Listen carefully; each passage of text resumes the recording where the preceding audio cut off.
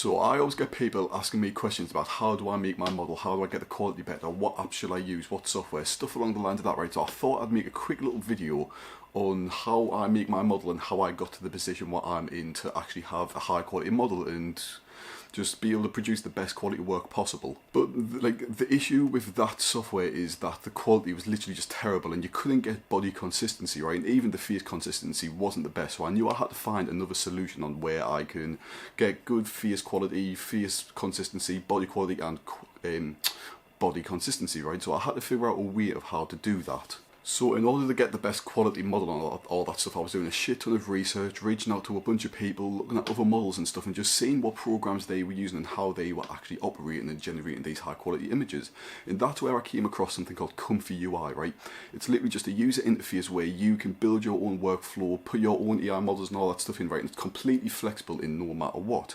So that's where I started to learn that. So realistically, if you're literally just looking for a quick video with the short answer, the answer is ComfyUI, right? But I'm going to go more in depth of how I actually went through the process of doing it and how I make my model how it is, right? So as you know, I create the face on Genfluence, right? And I got someone to train me something called a LoRa. It's literally just an AI model that was trained specifically for the purpose of creating character consistency. This is face and body, right? So that's what I got. I paid someone to do that for me, right? I have no expertise in making models myself, right? So please don't message me on Telegram and stuff and like, oh, could you create me a model and all that stuff, because I've had some people asking me how I've done it, but trust me, I've got no experience. You might have more than me, right? I literally paid someone to do it for me simply because it was cheap and efficient. But anyways, back on topic, I got the face of my model on Genfluence, then I got a real model's body and face swapped it on to train the model, right? You might be thinking, oh, when you're using face swap, you don't like face swap. It's completely different, right? All AI models what turn out good quality are trained on real people, real models, real bodies, real faces, right? That's how you get the highest quality model, right? So what I done is I face swapped my model's face onto a real model's body so it looked like my model, right? And that's what the images were trained on, that's what the AI was trained on, so I actually had a high quality outcome. Because if you know anything about AI, you know that AI training on AI gives you an absolute disaster of an outcome, right? It's a waste of your time, resources and just everything else, right? That's the one thing I learned, is literally don't train on AI, don't train AI on AI, or you're not going to get the result you want and it's just going to be a complete shamble. But because I actually got the trained LoRa on a real model's body plus my model, like my fake model's face, right, I've now got this one trained AI model which its sole purpose is to create images of my model with the exact same body, the exact same face, exact same features, literally everything about it, right? Compared to Genfluence or these other online apps, right? If you use these apps, it's not actually a LoRa what's trained, it's literally just, it might just be the face, so the body's always going to be different. Like when I was looking at my old Instagram pictures on my old account, I've archived them all now, right? But the body was literally just completely different. Sometimes it was more skinny than others, maybe the boobs were a bit bigger, the hips were wider, stuff along the lines of that. But now I don't have that issue, right? Because obviously I've got the body consistency down because of a trained AI model, which is what I'd recommend you to do. Like if you're using Genfluence, I've had loads of people come to me and be like, oh, but I'm struggling with body consistency, how can I get it up here, how can I make the boobs bigger, the waist smaller, stuff along the lines of that, right? And the thing is, you've just got to cherry pick with those apps. The face might be consistent, not to the best of the ability, but it will be consistent, but the body's just out the window, right? It's not even a question. In apps like that, you have to cherry pick and like just choose smartly whether to use this one, use that picture, how can I make it better, such and stuff like that. But if you're using ComfyUI with a custom trained AI, you've got none of them issues. Of course, sometimes the AI does mess up. The boobs might look a bit bigger, a bit smaller, the waist might be this, that, but that's just the process of AI, right? No AI is perfect, so it doesn't matter if you've got the best trained LoRa in the world, it's going to have mistakes to an extent.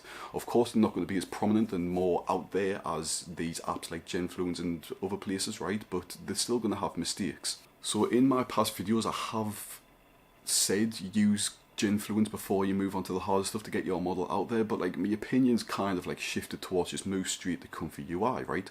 And you might be thinking, oh well, why do I go to Genfluence anyways when ComfyUI is better? And it's because it's so fucking hard to learn, right?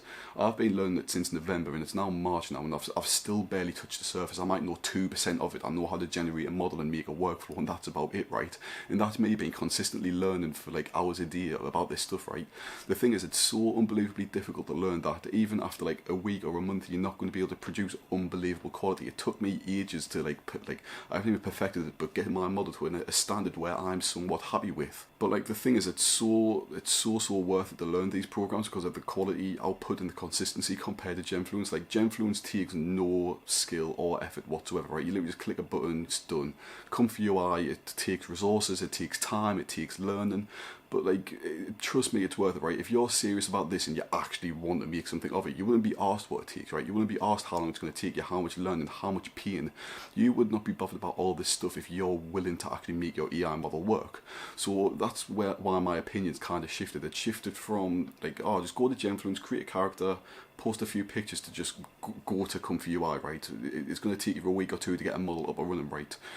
But the quality output is going to be 100 times better, maybe even 1,000. Like, if you really put that effort in the model, it'll just look brilliant. Another question what I often get asked, which also pins into the last factor what I've just been going on, is how do you create NSFW content? So the issue is with GenFluence, it's really bad at NSFW content, sorry. I don't know about other apps because I haven't used them. Like, I don't know about Picasso, and I don't even know what other apps are out there, Midjourney, something like that. I haven't went with them, but basically they're really shit at generating NSFW. While ComfyUI, it's that versatile, it's so like good, like you can do anything with it, that you can do NSFW depending on what AI model you use, what checkpoint model and all that stuff, right? So that's another reason I recommend getting on it straight away, because when I was using GenFluence, it was awful at AI, NSFW, it was awful at all that stuff, while ComfyUI, you can literally do anything with it, and I mean anything. So I would recommend getting on there, and hopefully that does answer your question about NSFW, because I know a lot of people have messaged me saying, oh, how can I create NSFW content, this app doesn't work, it doesn't let me do that, tits a different size, ass doesn't work, vagina looks shite, stuff along the lines of that, right? So ComfyUI is your answer to more or less all questions AI generation related, right? It can do anything, it's the best at it, you can get the highest quality, the most consistency, literally anything about it. The answer is ComfyUI, right? You might be thinking, oh well, I don't want to learn, it's too hard. Then don't do AI models, right? Don't do business. Business is all about learning, right? If you can't be asked to learn, just go and fuck off to a normal job, right? If you want to like truly make a business, you're gonna have to learn, you're gonna have to put in effort. If you're not willing to do that, then you can't cry about it. One last thing about ComfyUI I forgot to actually mention is that it requires some money, right? The thing is, like, if you can't run it locally, you need quite a beefy GPU. So I've got a 1080 Ti, which is 11GB of VRAM, and it was great back in the day. It's shit now, I'm aware.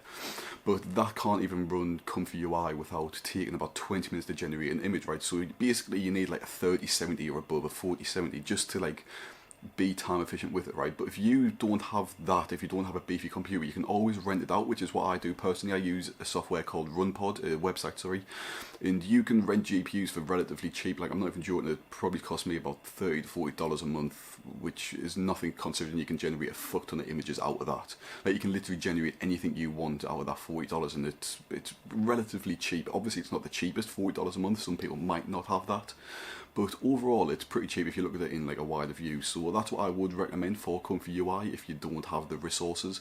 If you've got the money, then of course use it, but if not, then you could still stick to softwares. Maybe there's cheaper options, I'm not too sure myself. Other than that, literally, like, that's all I've got to say about it. I hope this has answered a lot of your questions, what you've been sending me on Telegram and Instagram and all that stuff, right? But if you do have more, I do have a free OFM Telegram in the description. It's an AI OFM mainly, but you can still join it if you're looking to get into it. And just any question you've got about it, right, just message me on there or Instagram.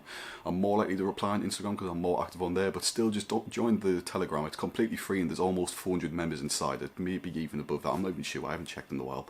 But you should learn something from there. Message me, and if you want to learn how to, if you wanted someone to train a LoRa, I can recommend the person who done that. Just simply message me. It's the best quality.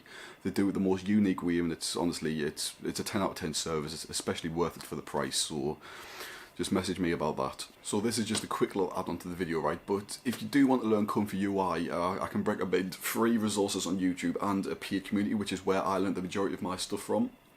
So when I first started, I bought a course from a guy on YouTube, but he's got a bunch of free resources on YouTube, and it was alright. It's enough to get you started, but if you're really looking to take it to the next level and get the highest quality, I can also recommend a paid group, which is relatively cheap.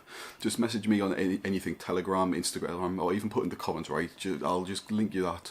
Just message me and I'll show you about it. And that's it. So please subscribe and like. I've noticed a lot of people in the Telegram who join. The rate of the Telegram's growing a lot more than the subscribers, which I'd like to turn that around, believe it or not, because I prefer more subscribers because it gets me out there and helps me out a lot. And it's completely free, right? If I'm giving you knowledge, give us something in return. It'd make us feel pretty nice. But that's all. See ya.